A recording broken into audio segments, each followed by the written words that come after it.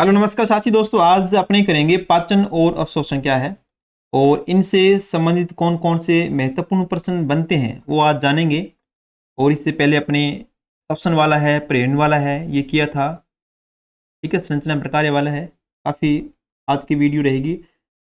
10 number है, 9 video मैंने करवा दी है, वो भी आप चैप्टर देख सकते हैं क्योंकि 11th का चल रहा है अपना। यहाँ से पिछली बार जो प्रश्न आए थे 8 से 9 प्रश्न बने थे, वो डायरेक्ट लाइनों को उठाया गया, तो अब की बार भी काफ़ी क्वेश्चन इसमें बनेंगे। तो चलिए स्टार्ट करते हैं। पाचन और अवशोषण क्या है और कौन कौन से महत्वपूर्ण प्रश्न जो इस चैप्टर से बनने वाले हैं। चलिए स्टार्ट करते हैं। देखो इसमें पाचन और अवशोषण, पाचन और अवशोषण है। इसमें अपने पढ़ेंगे पाचन तंत्र क्या है, भोजन का पाचन किस प्रकार होता है, पाचित उत्पादों का अवशोषण किस प्रकार होता है और पाचित तंत्र के विकार और अनियमितताएं क्या हैं, ये कुछ पढ़ने वाले हैं। और इसके नेक्स्ट वीडियो में अपने उत्सर्जन के बारे में जानेंगे। इसमें देखो पाचन और अवशोषण है। भोजन सभी संजीवों की मूलभूत आवश्यकताओं में से एक है, यानी कि सभी जितने भी संजीव है उनको क्या चाहिए, भोजन चाहिए। भोजन के बगैर उनका क्या अस्तित्व नहीं होता है। हमारे भोजन के मुख्य अवयव कार्बोहाइड्रेट, प्रोटीन और वसा, तीन मुख्य अवयव है। क्या है? कार्बोहाइड्रेट है, प्रोटीन है और वसा है। और सर्वाधिक मात्रा में जो चाहिए होती है कार्बोहाइड्रेट जो अपने ग्रहण करते हैं, और अल्प मात्रा में विटामिन और खनिज लवण। तो खनिज लवण होते हैं और विटामिन लवण होते हैं। विटामिन जो है वो अल्प मात्रा में हमारे शरीर को चाहिए है। भोजन से ऊर्जा एवं कई कच्चे कायिक पदार्थ प्राप्त होते हैं जो वृद्धि एवं क्या करते हैं, उत्तकों के मरम्मत में काम आते हैं। यानी कि भोजन से हमें को ऊर्जा मिलती है, और जब भी हमारे शरीर में चोट वगैरह लग जाती है, जहाँ भी कमजोरी होती है शरीर के किसी भी अंग में, उसकी मरम्मत करने के लिए क्या होती है, भोजन की आवश्यकता होती है। जो जल हम ग्रहण करते हैं वह उपापचय प्रक्रियाओं को महत्वपूर्ण भूमिका निभाता है और शरीर के निर्जलीकरण को भी रोकता है। हमारे शरीर में उपलब्ध जैव रसायनों को उनके मूल रूप से उपयोग नहीं कर सकता, अंतः पाचन तंत्र में छोटे अणुओं में विभाजित कर साधारण पदार्थों में परिवर्तित करता है। यानी कि जितनी भी वस्तुएं हैं जो वो खाते हैं उनको मूल रूप से शरीर ग्रहण नहीं करता, उनको छोटे छोटे भागों में विभाजित करता है, फिर शरीर के अंदर उनको भेजा जाता है। जटिल पोषक पदार्थों को अवशोषण योग्य सरल रूप से परिवर्तित करने की क्रिया को क्या कहते हैं, पाचन कहते हैं।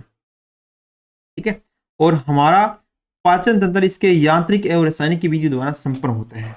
देखो पाचन तंत्र में इस प्रकार ये चलता है। देखो इसमें पाचन तंत्र, मनुष्य का पाचन तंत्र आहार नाल एवं सहायक ग्रंथियों से मिलकर बनाते हैं। आहार नाल से प्रारंभ और इसके सहायक ग्रंथियां जो विभिन्न प्रकार के एंजाइम जो स्रावित करते हैं, जो पाचन क्रिया में महत्वपूर्ण भूमिका निभाते हैं। आहार नाल अग्रभाग से मुख से प्रारंभ होता है और पश्च भाग स्थित गुदा द्वार बाहर की ओर खुलता है। देखो आहार नाल की लंबाई कहां से कहां होती है, मुख से, मुख गुहा से प्रारंभ होकर गुदा द्वार से मल त्याग तक ये क्या होता है, आहार नाल का भाग होता है। मुख है, मुख गुहा में खुलता है। मुख गुहा में कई दांत और कई पेशीय जीवा होती है। प्रत्येक दांत जबड़े में से बने एक सांचे में स्थित होते हैं, और इस तरह की व्यवस्था है।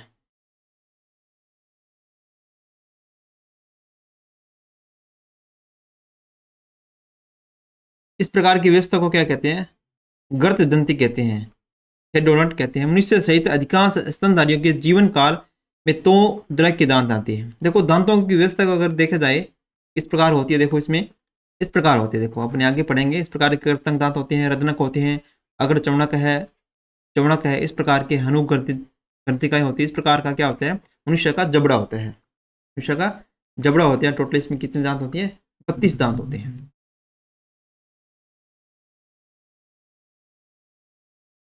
अस्थायी दांत समूह तथा दूध के दांत तो वयस्कों में स्थायी दांतों से प्रतिस्थापित हो जाते हैं। इस तरह की दांत व्यवस्था को क्या कहते हैं, द्विवार दांती कहते हैं। यानी कि मनुष्य में जो दांत आते हैं द्विवार, यानी कि 2 बार दांत मनुष्य के अंदर आते हैं।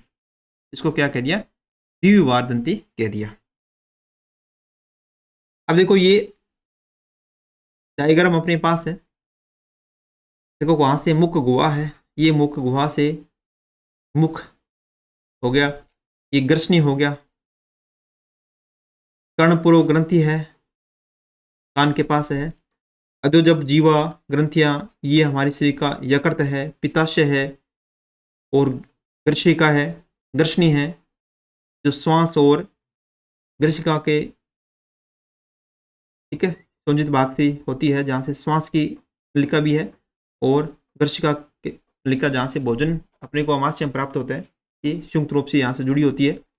और गर्शिका है, गर्शिका खुलती है अमाशय से, अमाशय से फिर अग्नाशय आता है, अग्नाशय से अमाशय से भोजन जो छोटी आंत में जाता है, छोटी आंत में होता हुआ बड़ी आंत में और फिर गुदा द्वार तक पहुँचते हैं। इस प्रकार ये एक आहार नाल का भाग बनता है।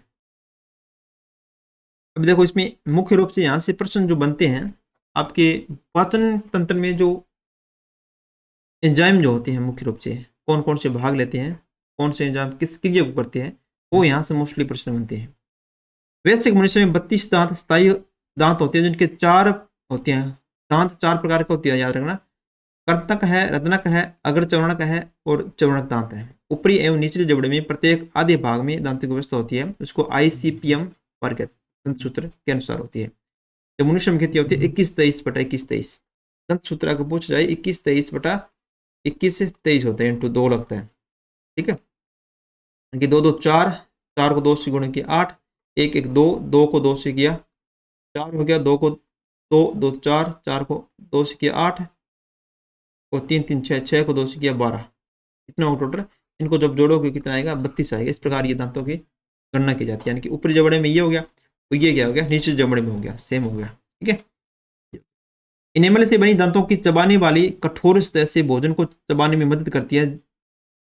जीवा स्वतंत्र रूप से घूमने योग्य एक पेशी अंग है जो फ्रेनुलम द्वारा मुख गुहा के आधार से जुड़ी होती है। जो जीवा होती है किससे जुड़ी होती है, फ्रेनुलम द्वारा मुख गुहा के आधार से जुड़ी होती है। जीवा के ऊपरी सतह पर छोटे छोटे उभार के रूप में पिप्पल पाई जाती है, पेपिला कहते हैं उसको, क्या कहती है, पेपिला कहती है। पेपिला देखो मुख्य कार्य के स्वादी कलिकाएं हैं, तो यहां से याद रखना है। तो जीवा के ऊपरी सतह पर छोटे छोटे उभार पाए जाते हैं, जो स्वाद कलिकाएं होती है उसको क्या कहा जाता है, पिप्पल कहा जाता है, पेपिला कहा जाता है, याद रखना। मुख गुहा एक छोटी ग्रसनी में खुलती है जो वायु एवं भोजन दोनों का ही पथ है। ग्रसनी क्या आती है, वायु एवं भोजन दोनों का ही संयुक्त रूप से पथ है ग्रसनी। उपास्थि में छोटी घाटी ढक्कन भोजन को निगलते समय श्वास नली में एपिग्लोटिस जिसको बोला जाता है घाटी ढक्कन, ये क्या करता है, श्वास नली में प्रवेश करने से रोकती है भोजन को।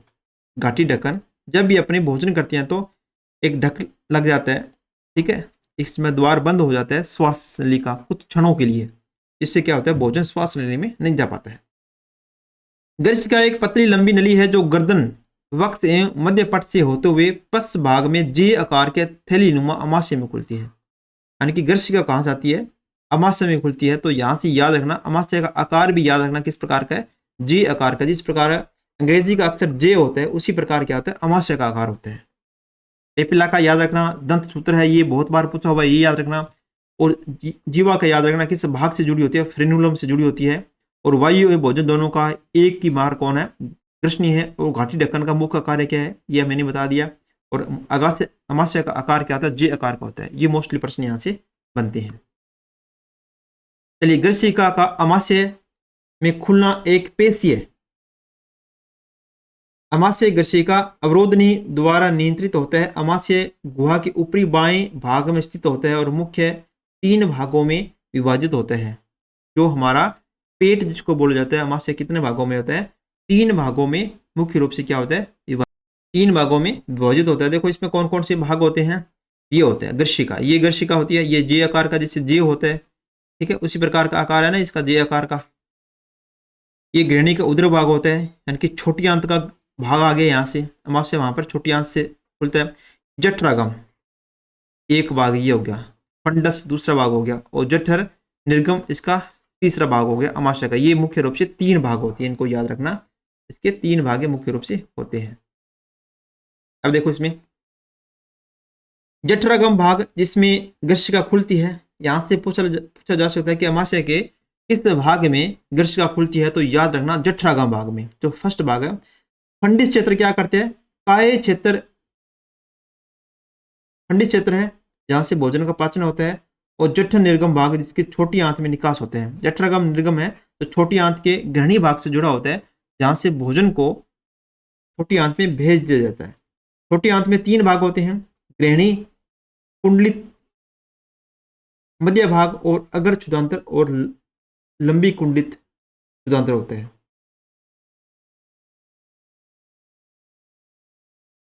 कुंडलित मध्य भाग, अगर क्षुदांतर और कुंडलित क्षुदांतर होते हैं। ये 3 मुख्य भाग इसके होते हैं, डेड्यूनम, जेजुनम और इलियम। इंग्लिश में अगर बात करें DGI, ड्यूडेनम, जेजुनम और इलियम 3 मुख्य भाग होते हैं। अमाशय का ग्रहणी में निकास जठर निर्गम अवरोधनी द्वारा नियंत्रित होता है। क्षुदांतर बड़ी आंत में खुलती है। छोटी आंत है, फिर आगे कहाँ जाती है, बड़ी आंत में जाती है, जो अधनाल वर्धांतर और मुलासिम से बनी होती है। अधनाल एक छोटा थैला है जिसमें कुछ सहजीवी सूक्ष्म जीव रहते हैं। अधनाल में एक अंगुली जैसा प्रवर्तक परिशेषिका निकलता है, जो एक अवशेषी अंग है। हमारे शरीर का अवशेषी अंग क्या है, परिशेषिका, याद रखना।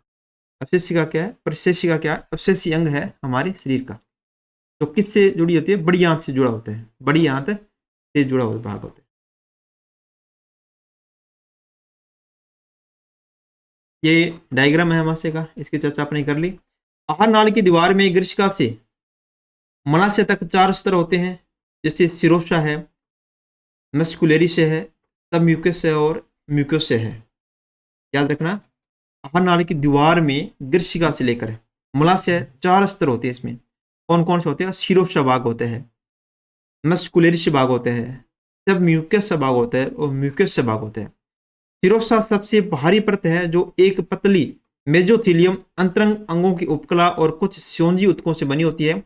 और मस्कुलिरिस प्राय आंतरिक वर्तुल पेशियों एवं बाह्य अनुदैर्ध्य पेशियों से बनी होती है। कुछ भागों में एक तीर्थ पेशी स्तर होते हैं। सब म्यूकोसा स्तर रुधिर, लेशिका एवं तंत्रिकाओं युक्त मुलायम स्योंजी उत्तक की बनी होती है। सब म्यूकोसा क्या है, रुधिर है, लेशिका है, तंत्रिकाएं युक्त मुलायम स्योंजी उत्तक से बनी होती है। याद रखना, यहाँ से ये पर मोस्टली प्रश्न याद रखना सब म्यूकोसा के बारे में। ग्रहणी में कुछ ग्रंथियां भी सब म्यूकोसा में पाई जाती है। आहार नाल की ल्यूमेन की सबसे भीतरी म्यूकोसा है। यह स्तर अमाशय में अनियमित वलय एवं छोटी आंत में अंगुली प्रवर्तक होती है, जिससे अंकुर कहते हैं। विलाई क्षेत्र का विलाई क्षेत्र होते हैं, अंकुर होते हैं छोटी आंत में, ठीक है। अंगुली नुमा प्रवर्तक किसे कहते हैं, विलाई कहते हैं। याद रखना, विलाई, इंग्लिश में याद रखना, विलाई और अंकुर होते हैं। ये क्या करते हैं, शोषण का कार्य करते हैं, छोटी आंत में भाग होते हैं। अंकुर की सतह पर स्थित कोशिकाएं से असंख्य सूक्ष्म प्रवर्तक निकलती हैं, जिन्हें सूक्ष्म अंकुर कहते हैं, जिससे ब्रस्ट बॉर्डर जैसा लगता है। यह रूपांतरण सही क्षेत्र को अत्यधिक बढ़ाया जाता है, जिससे अपने बुर्श होता है उसी प्रकार के इसमें कुछ प्रवर्तक होते हैं। और प्रवर्तक क्या करते हैं, देखो यहाँ से, जिन्हें सूक्ष्म अंकुर कहते हैं, इसमें ब्रश बॉर्डर जैसा लगता है। यह रूपांतरण स्थायी क्षेत्र को अधिक बढ़ा देता है। अंकुरों में कोशिकाओं का जाल फैला होता है।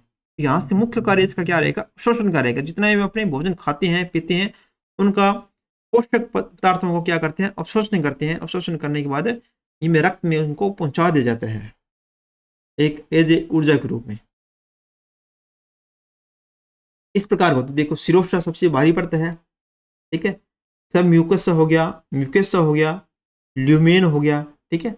ये इसकी क्या होती है, आहार नाल से लेकर बाहर जो गुदा द्वारा उस तक 4 स्तरों से बना होता है। कौन कौन से है, सिरोशा है, सब म्यूकोसा, याद रखना, म्यूकोसा और ल्यूमी, ठीक है, 4 है।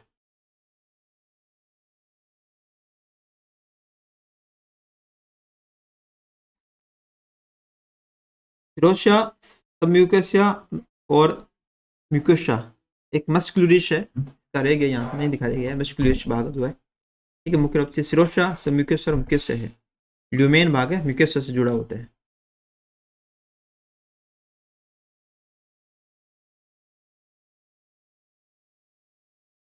में क्या होता है, एक लंबी लसिका वाहिका होती है, विजिल होती है, जिससे क्या कहते हैं, लेक्टिल कहते हैं। म्यूकोसा की उपकला पर क्लस कोशिका पाई जाती है। यहाँ से इसको याद करें ना, क्लस कोशिका कहाँ पाई जाती है, म्यूकोसा की उपकला स्तर पर।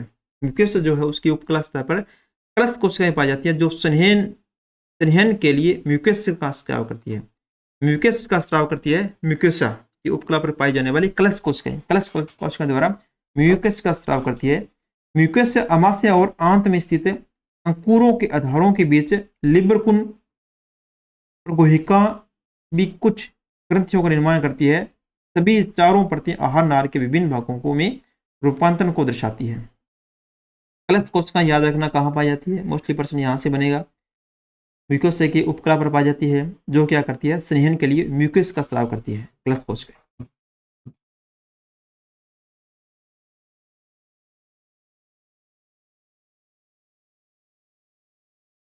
देखो पाचन ग्रंथियां, अब देखो यहाँ से आहार नाली से संबंधित पाचन ग्रंथियों में लार ग्रंथियां हैं, यकृत है, रुग्णाशय है। ये मुख्य रूप से पाचन ग्रंथि होती है जो विभिन्न प्रकार के एंजाइम को स्राव करेगी और जो पाचन क्रिया में मुख्य भूमिका निभाते हैं।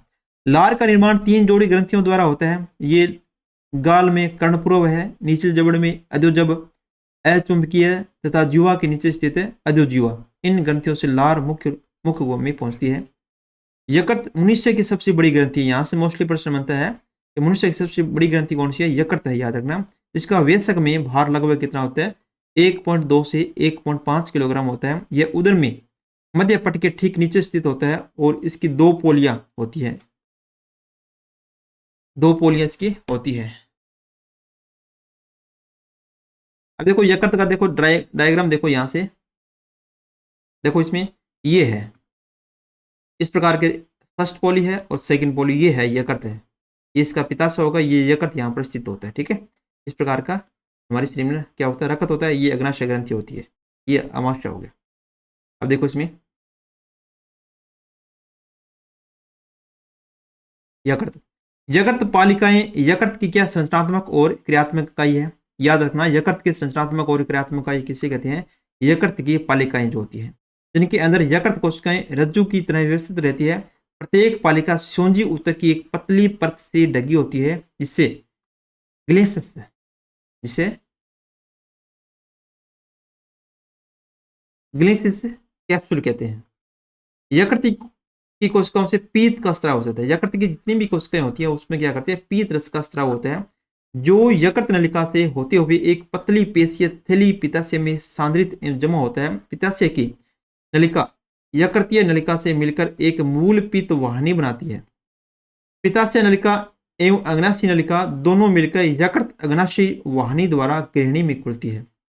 याद रखना, यकृत अग्नाशय वाहिनी यानी कि यकृत में जो पीतरस का और अग्नाशय है जो एंजाइम का स्राव करती है, वो कहाँ करती है, गृहिणी में करती है, छोटी आंत में। इसका कहाँ खोलते हैं, छोटी आंत में अपने एंजाइम को ले जाती है सीधे, वहां से भोजन का पाचन सर्वाधिक जो होता है छोटी आंत में होता है। जो ओडी अवरोधनी से नियंत्रित होती है। अग्नाशय आकार के गृहिणी के बीच में स्थित एक लंबी ग्रंथि है जो बहिस्त्रायु और अंतःस्त्रायु दोनों की ग्रंथियों की तरह कार्य करती है। यहाँ से मोस्टली पड़ता है निम्न से कौन सी ग्रंथि है कि बहिस्रावी और अंतःस्रावी दोनों का कार्य करती है, तो अग्नाशय ग्रंथि है। बहिस्रावी भाग से क्षारीय अग्नाशय स्राव निकलता है और इसमें एंजाइम होते हैं, और अंतःस्रावी भाग में इंसुलिन और ग्लूकागोन नामक हार्मोन का स्राव होता है। अब याद रखना यहाँ से कि अग्नाशय के किस भाग से इंसुलिन और ग्लूकागोन हार्मोन का स्राव होता है, जो क्या करते हैं, कार्य क्या करते हैं, रुधिर में रक्त का, ठीक है, संगठन को बनाने के रखने के कार्य करते हैं। अंतःस्रावी भाग से, ठीक है, ये स्रावी होती है इंसुलिन और ग्लूकागोन, और बहिस्रावी भाग है क्षारीय अग्नाशयी स्राव का कार्य करेगी। इंसुलिन है, इंसुलिन की जब कमी हो जाती है तो क्या होता है, मनुष्य में मधुमेह रोग हो जाता है, यानी कि डायबिटीज रोग हो जाता है। यानी कि इंसुलिन क्या करता है, रक्त के अंदर रक्त की शर्करा को, ठीक है, नियमित करता है, और ग्लूकागोन क्या करता है, ग्लूकोज को ग्लाइकोजन में चेंज करता है। ग्लूकागोन हार्मोन है जो अंतःस्रावी ग्रंथ भाग से अग्नाशय से स्रावित होता है। इतना इसमें याद रखना। ये दे रखा है यहाँ से, ये अग्नाशय ग्रंथि है, ठीक है, ये यकृत वाहिनियां है, मूल यकृत वाहिनियां है, पित्ताशय वाहिनी ये पित्ताशय है, यहाँ से पीतरस इकट्ठा होता है, और यहाँ से देखो पीतरस यहाँ से, और ये हो गया अग्नाशय की नलिका, ये दोनों एक से जुड़ी होती है। फिर यहाँ से दोनों कहाँ खुलती है, गृहिणी में खुलती है। छोटी आंत में ये अपने रस को स्राव करती है और यहाँ से सर्वाधिक पाचन क्रिया में भूमिका निभाती है। देखो भोजन का पाचन किस प्रकार होता है।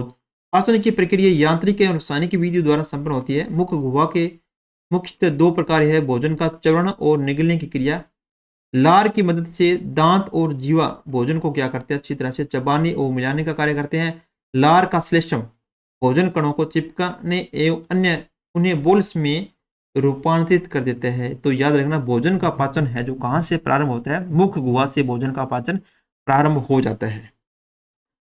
जो जब भोजन खाते हैं तो उसमें जीभ है, दांत है, ये मिलकर क्या करते हैं, उस भोजन का बोल्स बना लेते हैं, एक बोल के आकार का बना लेता है। फिर ये कहां से, ग्रसनी से होता हुआ ग्रीष्का से और अमाशय में चला जाता है।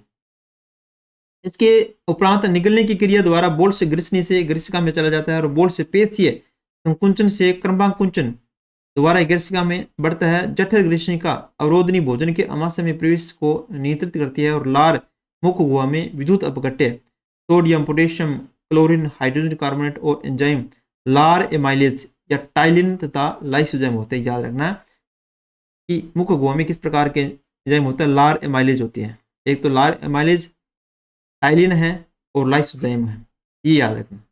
लाइसोजाइम है, टाइलिन है और लार एमाइलेज है, ये मुख्य गुहा में क्या होते हैं, लार के एंजाइम है।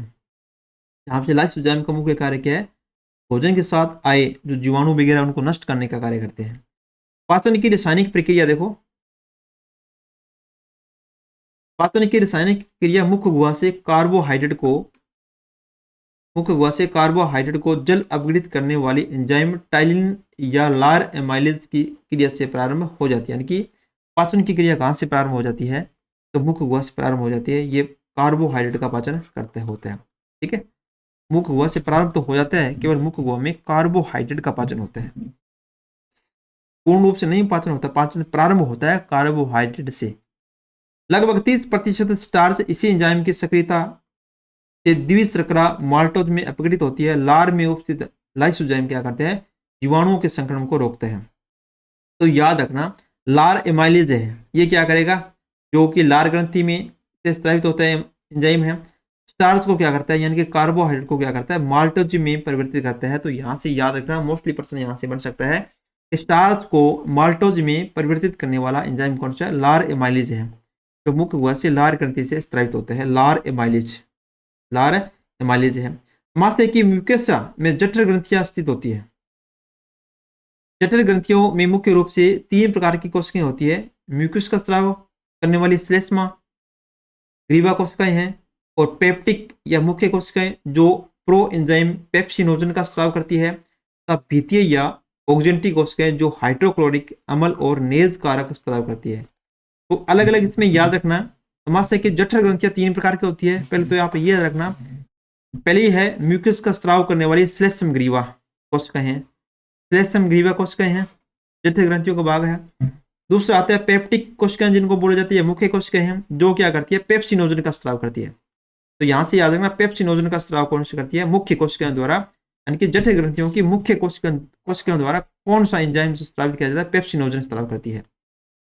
फिर आते हैं भीतीय ऑक्जेंटिक कोशिकाएं, ये क्या करती है, हाइड्रोक्लोरिक अम्ल या नेज कारक का स्राव करती है।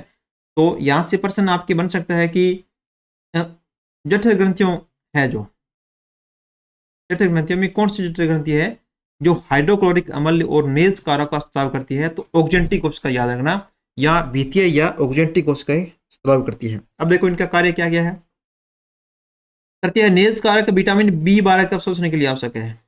यहां से मोस्टली प्रश्न बनता है कि B12 के अवशोषण के लिए आवश्यक है नेज कारक, याद रखना। अमाशय 4 से 5 घंटे तक भोजन का संग्रहण करता है। अमाशय की पेशीय दीवार के संकुंचन द्वारा भोजन अम्लीय जठर रस में पूरी तरह से मिल जाता है, जिसमें कायम कहते हैं। अमाशय में क्या होता है, 4 से 5 घंटे हमारा भोजन रहेगा और यहाँ से पेशीय दीवार के संकुंचन और भोजन अम्लीय जठर रस वगैरह जो आते हैं, उसी तरह से भोजन का क्या होता है, कायम बन जाता है। प्रो एंजाइम पेप्सिनोजन है, जो मुख्य कोशिकाओं से जठर ग्रंथियों से स्रावित होता है। ये हाइड्रोक्लोरिक अम्ल के संपर्क में आने से सक्रिय एंजाइम पेप्सिन में परिवर्तित हो जाता है। यहां से इस लाइन को याद रखना, पेप्सिनोजन है, पेप्सिन में चेंज जो होता है किसकी वजह से होता है, हाइड्रोक्लोरिक अम्ल है, जो ऑक्जेंटिक कोशिकाओं से स्रावित होता है, हाइड्रोक्लोरिक अम्ल है, उसकी वजह से क्या होता है, पेप्सिनोजन सक्रिय पेप्सिन में परिवर्तित हो जाता है, जो अमाशय का प्रोटीन अपघटनीय एंजाइम है। अमाशय में, यानी कि प्रोटीन का पाचन कहाँ से अपग्रहण होना या पाचन होना प्रारंभ होता है? अमाशय से होता है। कौन करता है? पेप्सिन करता है। और पेप्सिन कहाँ से आता है? पेप्सिनोजन से। ठीक है, ये याद रखना, इस प्रकार की क्रिया है। मुख्य रूप से प्रश्न यहाँ से ये बनते हैं पेप्सिनोजन वाला। नेक्स्ट देखो, इसमें पेप्सिन प्रोटीनों को प्रोटियोज या पेप्टोस में बदल देता है। प्रोटीन का पाचन करता है पेप्सिन, याद रखना, मोस्टली याद रखना। प्रोटीन का पाचन कौन करता है? पेप्सिन करता है। जठरस में उपस्थित श्लेष्म एवं बाइकार्बोनेट श्लेष्म उपकला स्तर का संहन और अत्यधिक सांद्रित हाइड्रोक्लोरिक अम्ल से उनका बचाव करते हैं। इनके हाइड्रोक्लोरिक अम्ल, जैसे अपने कहते हैं कि हमें एसिडिटी हो गई, तो एसिडिटी होने का वजह क्या होता है? हाइड्रोक्लोरिक अम्ल है, HCl जो अम्ल है उसकी मात्रा अधिक होने से क्या होती है? हमारे पेट में अपने को क्या लगता है? एसिडिटी बनने की ऐसे संकेत मिलते हैं। परंतु इसमें क्या होता है कि जठरस में श्लेष्म होता है और बाइकार्बोनेट श्लेष्म होते हैं, उपक्लस्तर होते हैं। ये इसको बचाने से हमारे मास्टर को क्या करते हैं? HCl से बचाते हैं। ठीक है, उसका अम्ल से उसका बचाव का कार्य करते हैं। इसे महसूस नहीं होने देते कि हमारे शरीर में अम्ल की मात्रा बढ़ गई है। हाइड्रोक्लोरिक अम्ल पेप्सिनों के लिए उचित अम्लीय माध्यम तैयार करता है। हाइड्रोक्लोरिक अम्ल क्या करेगा? पेप्सिन जो के लिए जो अम्लीय माध्यम है, कितना? 1.8 pH की वैल्यू तक। नवजातों के जठरस में रेनिन नामक प्रोटीन अपग्रहणीय एंजाइम होते हैं। नवजात होते हैं, उसके जठरस जो होता है उसमें एक एंजाइम पाया जाता है जो प्रोटीन का पाचन करता है, याद रखना, रेनिन नामक एंजाइम होता है, जो दूध के प्रोटीन को पाचने में सहायक होता है। और जठर ग्रंथियां थोड़ी मात्रा में लाइपेज भी स्त्राव करती है। ठीक है, रेनिन, यहाँ से रेनिन का याद रखना, रेनिन एंजाइम का मुख्य कार्य क्या है? प्रोटीन का पाचन करता है। और दूध के प्रोटीन का छोटे बच्चों में ये पाया जाता है क्योंकि तो दूध के प्रोटीन को पाचन करने में सहायक होते हैं। यहाँ तक ये बातें याद रखना आप। नेक्स्ट देखो, छोटी आंत का पेशीय स्तर कई तरह से गतियां उत्पन्न करते हैं। इन गतियों से भोजन क्या करता है? विभिन्न स्तरों से अच्छी तरह से मिल जाता है। छोटी आंत में क्या होता है? विभिन्न प्रकार की गतियां होती है, यानी कि इसमें क्या होता है? भोजन का उल्ट पुल्ट होता है। उल्ट पुल्ट होने से क्या होता है? शोषण भी होता है और भोजन का पाचन भी क्रिया होती है, और पाचन क्रिया सरल हो जाती है। यकृत अग्नाशयी नलिका द्वारा पीत अग्नाशयी रस और आंतररस छोटी आंत में छोड़ देते हैं। यहाँ से याद रखना, पित्ताशय से पीत रस जो गया है अग्नाशय रस से स्राव कहाँ होता है? ये छोटी आंत में स्राव, ये छोटी आंत में स्राव होता है, याद रखना, छोटी आंत के ड्यूडिनम भाग में। अग्नाशय रस में ट्रिप्सिनोजन, याद रखना, ट्रिप्सिनोजन, काइमोट्रिप्सिनोजन, प्रोका ब्रोक्सीपेप्टिज, एमाइलेज और न्यूक्लियस एंजाइम निष्क्रिय रूप में होते हैं। इसमें अग्नाशय में ट्रिप्सिनोजन एंजाइम याद रखना मुख्य रूप से इसमें किसके द्वारा स्रावित होता है? ये अग्नाशय रस में होता है। आंतरम्यूकोसा द्वारा स्रावित इंटेरोकाइनेज द्वारा ट्रिप्सिनोजन सक्रिय ट्रिप्सिन में बदलता है। सक्रिय ट्रिप्सिनोजन को ट्रिप्सिन में बदलने के लिए कौन सा है? म्यूकोसा द्वारा स्रावित इंटेरोकाइनेज द्वारा। तो म्यूकोसा है वहां से स्रावित होता है। इंटेरोकाइनेज होता है, वो क्या करता है? ट्रिप्सिनोजन को सक्रिय ट्रिप्सिन में बदलता है, जो अग्नाशय रस के अन्य एंजाइमों को सक्रिय करता है। यहाँ से कुछ नहीं, ये भी बन सकता है कि अग्नाशय के अन्य एंजाइमों को सक्रिय नियमन में से कौन करता है? तो ट्रिप्सिन करता है। पहले ट्रिप्सिन खुद सक्रिय होता है, कौन करता है? म्यूकोसा। म्यूकोसा से स्रावित इंटेरोकाइनेज क्या करता है? ट्रिप्सिनोजन को ट्रिप्सिन में बदलता है। फिर ट्रिप्सिन क्या करता है? जो अन्य एंजाइम है, अन्य एंजाइम का मतलब क्या होगा? जैसे काइमोट्रिप्सिनोजन है, प्रोका ब्रोक्सीपेप्टिज है, एमाइलेज है, न्यूक्लियस एंजाइम, इनको क्या करता है? ये निष्क्रिय रूप में रहते हैं, तो ट्रिप्सिन जाके क्या करते हैं? इनको सक्रिय करते हैं, इनको जगाते हैं। एक तरफ से ये रखना है कि सोए हुए हैं, इनको जगाने का कार्य करते हैं, फिर ये अपना अपना अन्य जो भूमिका निभाते हैं। देखो, ग्रहणी में प्रवेश करने वाले पीत में पीत वर्णक बिलिरुबिन एवं बिलिवर्डिन होते हैं। पीत लवण कोलेस्ट्रॉल और फॉस्फोलिपिड होते हैं, लेकिन कोई एंजाइम नहीं होता है। पीत वसा के एमल्सीकरण में मदद करता है। पीत क्या करता है? वसा का एमल्सीकरण करते हैं। ठीक है, छोटी आंत में, क्योंकि वसा का एमल्सीकरण कहाँ होगा? छोटी आंत में होगा, क्योंकि पीत रस कहाँ होता है? छोटी आंत में स्रावित होता है, और उसे बहुत छोटे मिसेल कणों में तोड़ता है। पीत लाइपेज एंजाइम को भी क्या करता है? सक्रिय करता है। अंतरश्लेष्मा उपकला में गोपलेट कोशिका होती है। अंतरश्लेष्मा उपकला है, उसमें गोपलेट कोशिका पाई जाती है जो श्लेष्मा का स्राव करती है। गोपलेट कोशिकाओं का मुख्य कार्य क्या है? श्लेष्मा का स्राव करना। ये प्रश्न पिछली बार 2023 में इस प्रकार का प्रश्न बना था। गोबलेट कोशिका याद रखना श्लेष्मा का स्त्राव करती है।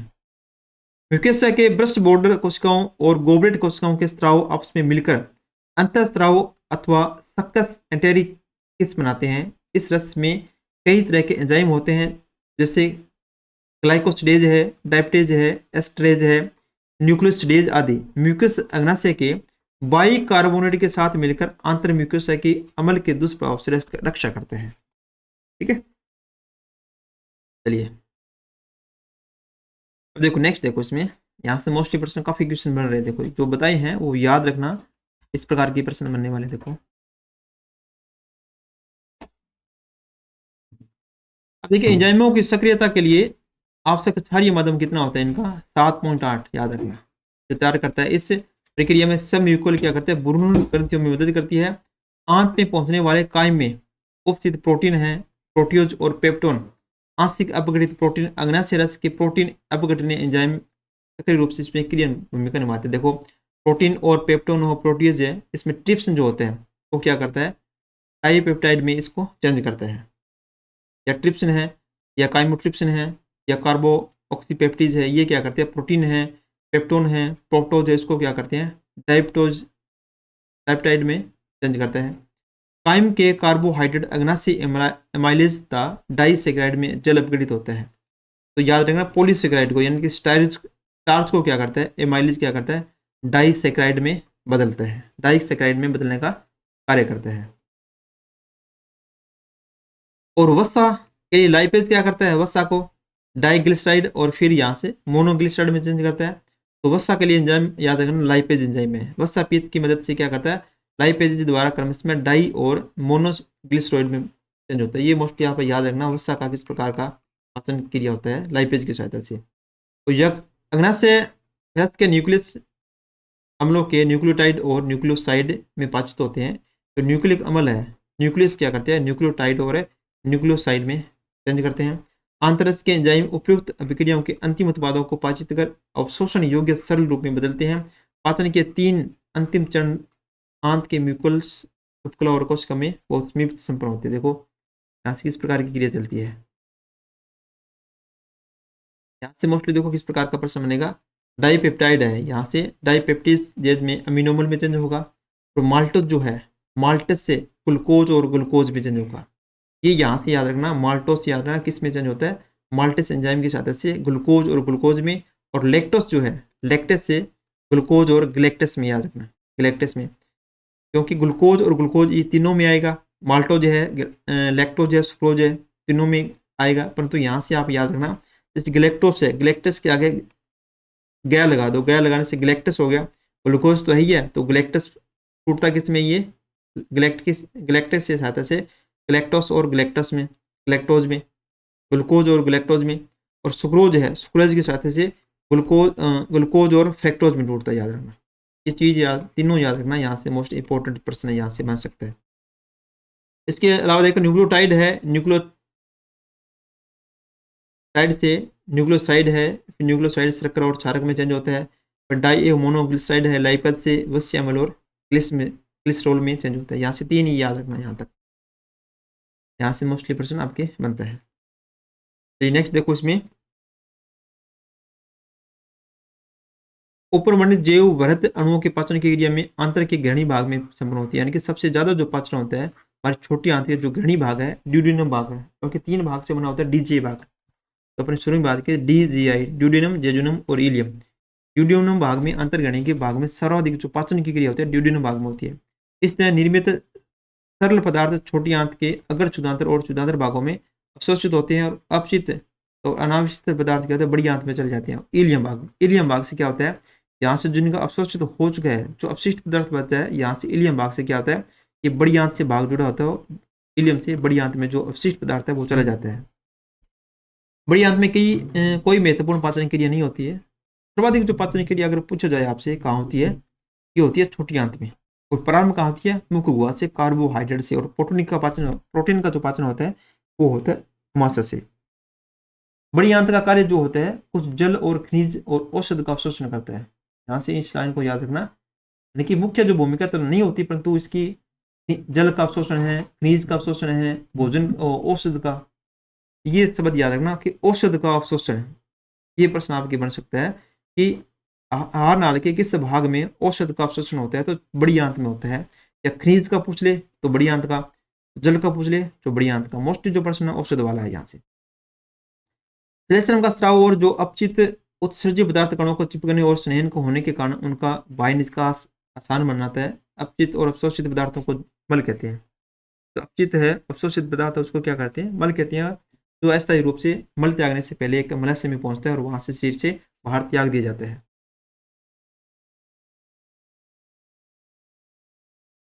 अब देखिए आगे इसमें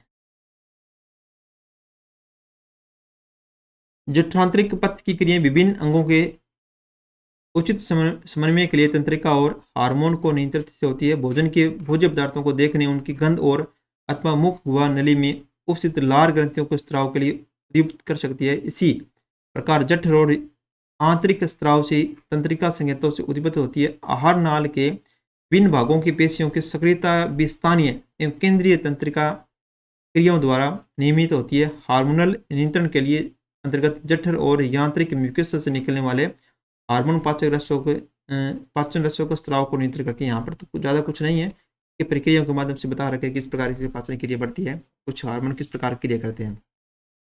जंतुओं की ऊर्जा आवश्यकता एवं भोजन में निहित ऊर्जा को उष्मीय ऊर्जा के रूप में व्यक्त किया जाता है, क्योंकि अंत में सभी प्रकार की ऊर्जा है उष्मीय ऊर्जा में परिवर्तित हो जाती है। सामान्यतः कैलोरी है अथवा जूल के रूप में मापा जाता है। जो उष्मा ऊर्जा को मापा जाता है कैलोरी या जूल के रूप में मापा जाता है।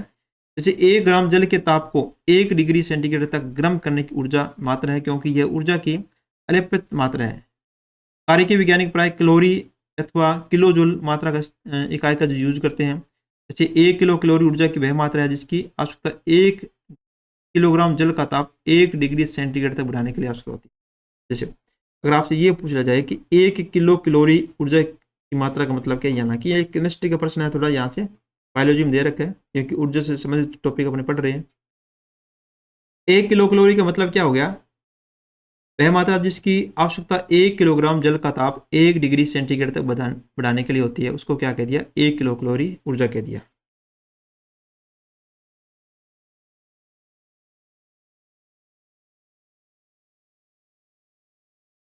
अब देखिए इसमें मोस्टली ये याद रखना आप, कार्बोहाइड्रेट है, प्रोटीन है, वसा के स्थूल उष्मीय कैलोरी की मात्रा कितनी होती है 1 ग्राम के अंदर। अगर आपसे ये पूछ लिया जाए 1 ग्राम कार्बोहाइड्रेट में ऊर्जा की मात्रा या कैलोरी की मात्रा कितनी होती है, 4.1 किलो कैलोरी प्रति ग्राम होती है कार्बोहाइड्रेट की। और प्रोटीन की कितनी होती है, 5.65 किलो कैलोरी प्रति ग्राम में। और वसा में कितनी होती है, 9.45 किलो कैलोरी होती है। जबकि उनका कार्य की मान जो होता है मोस्टली जो अपने यूज करते हैं ये यूज करते हैं। कार्बोहाइड्रेट में 4.0 किलो कैलोरी ग्राम है और वसा के अंदर 9.0 किलो कैलोरी ग्राम है। ये मोस्टली यूज किया जाता है। तीनों को आप याद रखना, 1 ग्राम में इसकी कितनी कितनी मात्रा होती है, यहाँ से आपको पूछा जा सकता है। अब देखिए पाचित भोजन है उनका अवशोषण किस प्रकार होता है, अवशोषण की क्रिया है किस प्रकार इनकी चलती है।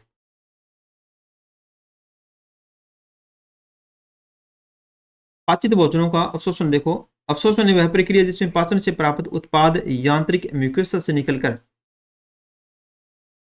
रक्त एवं लसिका में प्रेस करते हैं या निष्क्रिय सक्रिय या सुस्वाद्य परिवहन क्रिया विधियों द्वारा उत्पादित होते हैं।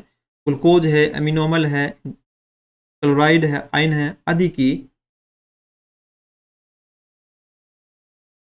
थोड़ी मात्रा सरल विषण प्रक्रिया द्वारा रक्त में पहुंचती है। ठीक है, यहाँ से अवशोषण की क्रिया बता रखा है। देखो पाचन के विभिन्न भागों में अवशोषण का सार देखो, यहाँ से मुख गुहा है, कुछ औषधियों जो मुख गुहा और जिह्वा की निचली सतह के म्यूकोसा के संपर्क में आती है तो वे आस्तित करने वाले रुधिर कोशिकाओं में अवशोषित हो जाती है। जैसे अपने औषधियाँ वगैरह खाते हैं तो वह लेते हैं मुख गुहा से, यहाँ से अवशोषित रक्त के माध्यम से क्या होती है, अवशोषित हो जाती है। हमारे से क्या करते हैं, जल है, जल तरल शर्करा है, एल्कोहल आदि का अवशोषण होता है। छोटी आंत में पोषक तत्वों के अवशोषण का प्रमुख अंग है, पोषक तत्वों का अवशोषण का जो प्रमुख अंग है वो है छोटी आंत है। यहाँ पर पाचन की क्रिया पूरी होती है और पाचन के अंतिम उत्पाद जैसे ग्लूकोज, फ्रैक्टोज, वसीय अम्ल ग्लिसरॉल और अमीनो अम्ल का म्यूकोसा द्वारा रक्त प्रवाह और लसिका से अवशोषण होते हैं। ठीक है, म्यूकोसा के द्वारा क्या होता है, यहाँ से म्यूकोसा द्वारा रक्त प्रवाह और लसिका में क्या होता है, उनका अवशोषण हो जाता है। अवशोषण की क्रिया मुख्य भूमिका निभाने का कार्य क्या है, म्यूकोसा है। बड़ी आंत में क्या होता है, जल और कुछ खनिजों का और औषधि का अवशोषण होता है। औषधि का अवशोषण अगर पूछ लिया जाए, बड़ी आंत में होगा औषधि का अवशोषण। ठीक है, चलिए यहाँ देखो, इसमें यहाँ परिवहन वगैरह वगैरह बता रखा है, यहाँ पर ज़्यादा कुछ नहीं है में। यहाँ से देखो, पदार्थों का अवशोषण आहार नाली के विभिन्न भागों में, जैसे मुख है, अमाशय है, छोटी आंत वो बड़ी आंत में होते हैं, परंतु सबसे अधिक अवशोषण अगर पूछ लिया जाए छोटी आंत में होता है। सबसे अधिक अवशोषण छोटी आंत के भाग में होता है, यहाँ से ये मोस्टली प्रश्न बनता है। अवशोषण श्वास, अवशोषण स्थल और पदार्थ है। अवशोषण पदार्थ में उत्तकों में पहुंचते हैं और जहां विभिन्न क्रियाओं के उपयोग में लाए जाते हैं, और इस प्रक्रिया को क्या कहते हैं, स्वांगीकरण की क्रिया कहते हैं। ठीक है, पूरी प्रक्रिया को क्या क्या कह दिया, स्वांगीकरण की क्रिया कह दिया। पाचक अपशिष्ट मलाशय में कठोर होकर समद मल बन जाता है और यांत्रिक प्रवृत्ति क्रियाओं को शुरू करता है, जिसमें मल त्याग की इच्छा पैदा होती है और मल द्वार से मल का वेग क्षेपण अच्छी क्रिया है, जो एक वर्ध क्रमांकुजन गति से पूरा करती है। तो अंत में अपशिष्ट पदार्थ मल के माध्यम से पीठ से क्या कहती है, बाहर निकाल दिया जाता है। अब देखिए, पाचन से संबंधित कौन कौन से विकार हो जाते हैं। पीलिया रोग है। पीलिया रोग एक पाचन से संबंधित है और किस भाग को प्रभावित करता है, यहाँ से मोस्टली प्रश्न ये बनता है, तो यकृत भाग को प्रभावित करता है। जांडिस रोग भी बोला जाता है इसको, पीलिया रोग, या कई बार आपको नाम इस प्रकार का जांडिस रोग भी मिल सकता है। तो याद रखना कि यकृत को प्रभावित करता है। इसमें पीलिया में क्या होता है, त्वचा और आंख क्या होते हैं, पीत वर्णकों के कारण जमा होने से पीले रंग की दिखाई देती है। यकृत जो होते हैं, पित्ताशय थैली होती है, पीत रस का स्त्राव करती है। तो अत्यधिक मात्रा में पीत रस का स्त्राव करने से क्या होता है, ये पीले रंग पीलिया हो जाता है, जॉन्डिस रोग हो जाता है, जो यकृत को प्रभावित करता है। गोमन यानी कि वोमिटिंग, उल्टियाँ आना, एक अमाशय में संग्रहित पदार्थों की भूख से बाहर, मुख से बाहर निकलने की क्रिया है, जिसमें प्रतिवर्ती क्रिया मेडुला में स्थित वोमन केंद्र में नियंत्रित होती है। उल्टी से पहले बेचैनी की अनुभूति होती है। याद रखना, ये प्रतिवर्ती क्रिया है, हमारे शरीर के मेडुला भाग में वोमन केंद्र होता है, वहां से ये क्रिया संपन्न होती है। प्रोवाहिका, डायरिया, आंतर की असामान्य गति की बारंबार और मल की अत्यधिक पतलता होना, यानी कि एक प्रकार के अपने जैसे दस्त लगना, ये कहते हैं डायरिया होता है। ठीक है, ये किस अंग को प्रभावित करेगी, आंत को प्रभावित करेगी। इसमें भोजन अवशोषण क्रिया घट जाती है। तो इसमें प्रमुख कारण क्या है, भोजन क्या होता है, पूरी तरह से इसमें अवशोषण की क्रिया होती है, घट जाती है, जिसकी वजह से क्या होती है, प्रवाहिका या डायरिया होता है। डायरिया जो होता है आंतर को प्रभावित करता है। एक होता है कोष्ठबद्धता। ठीक है, कॉन्स्टिपेशन, या इसको क्या बोलते हैं, कब्ज बोला जाता है। कब्ज में वर्धंत्र में मल रुक जाता है और आंतरिक गतिशीलता अनियमित होती है। एक होता है इंडिजेशन, यानी कि अपच। इस स्थिति में भोजन पूरी तरह नहीं पचता है और पेट भरा भरा महसूस होता है। अपच एंजाइमों के स्त्राव में कमी, वेगरता, खाद्य विषाक्तता की वजह से अधिक भोजन करने एवं मसालेदार भोजन करने से ये अपच की समस्या जो हो सकती है।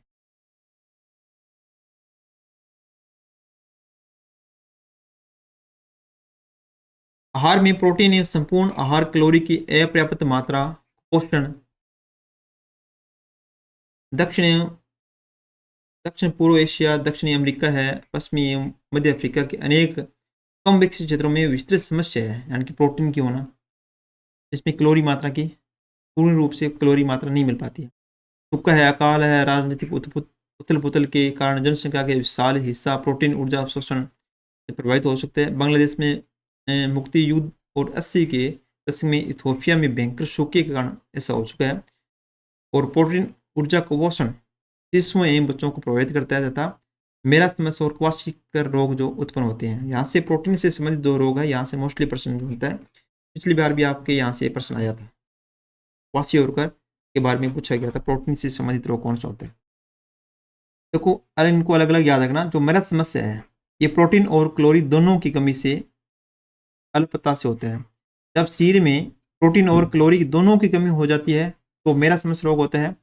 और जो क्वार्सिका रोग है ये केवल प्रोटीन की कमी से होते हैं और यह मुख्यतः सामान्यतः 1 वर्ष से कम आयु के शिशुओं में पाया जाता है। मेरा समझ होगा 1 वर्ष से आयु के कम जो बच्चे होते हैं उनमें पाया जाता है। उनमें क्या होता है, प्रोटीन और कैलोरी की दोनों एक साथ कमी हो जाती है, एक साथ कमी हो जाती है। अब देखो इसका मुख्य जो कारण है, शिशु को माँ के मुख्य दूध के स्थान पर अलग प्रोटीन और कम कैलोरी वाले आहार को देना है। इसका मुख्य कारण प्राय कम अंतराल में पुनः गर्भाधान हो सकता है अथवा शिशु को जन्म देना, जबकि बड़ा बच्चा बहुत कम आयु का होना इसका कारण हो सकता है।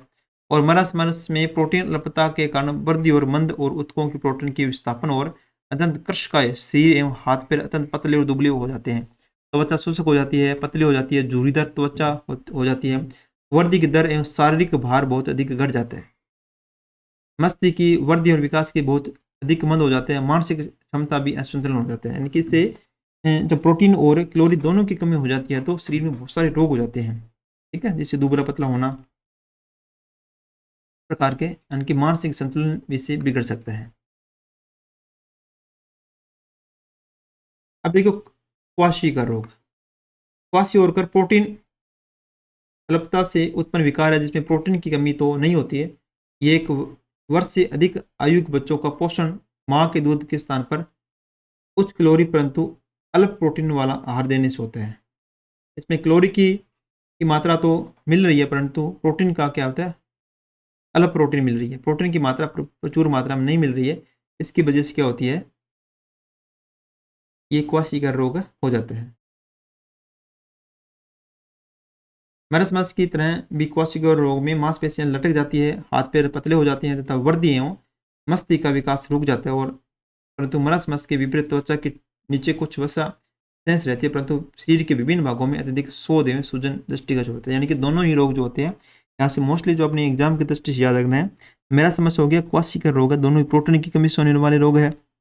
और मेरासमस के लिए याद रखना, प्रोटीन और कैलोरी मान के दोनों की कमी हो जाती है तो मेरासमस हो जाता है।